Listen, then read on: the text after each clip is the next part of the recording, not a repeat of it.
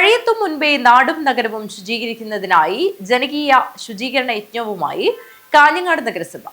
ജനപ്രതിനിധികളുടെയും സന്നദ്ധ സംഘടനകളുടെയും കുടുംബശ്രീ അംഗങ്ങളുടെയും കൂട്ടായ്മയിൽ പൊതു ഇടങ്ങളും വീടും പരിസരങ്ങളുമാണ് ശുചീകരിക്കുന്നത്.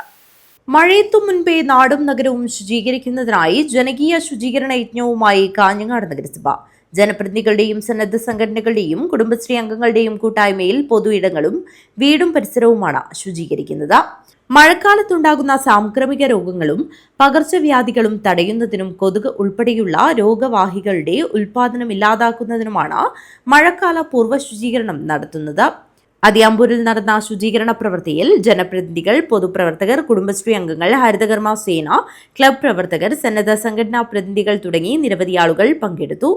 Melankot, Athiyampoor, Kalikkadavu, Durga higher secondary school road എന്നിവിടങ്ങളിൽ ശുചീകരണം നടത്തി. നഗരസഭാ ചെയർമാൻ വി രമേശൻ ഉദ്ഘാടനം ചെയ്തു.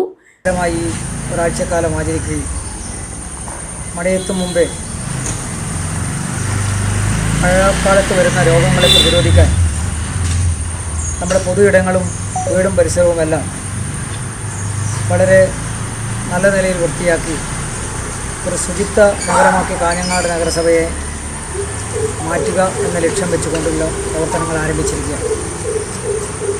മികച്ച വാർഡിന് ആകർഷകമായ സമ്മാനങ്ങൾ, മികച്ച വീടിന് ശുചിത്വത്തിൻ്റെ കാര്യത്തിൽ ആകർഷകമായ സമ്മാനങ്ങൾ എല്ലാ വാർഡിനകത്തും നൽകണമെന്നാണ് ആലോചിച്ചിട്ടുള്ളത്.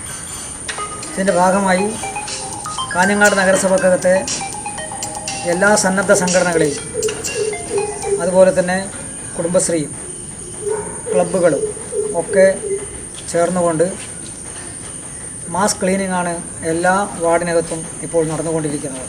അതിൻ്റെ ഭാഗമായിട്ടാണ് ഇന്ന് അതിയാമ്പൂർ 7-ാം വാർഡ് ഇന്ന് നമ്മൾ നിശ്ചയിച്ചത്.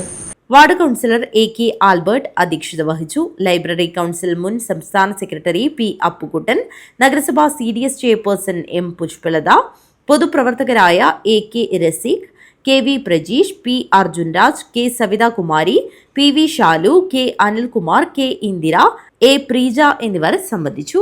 News bureau, Kanhangad.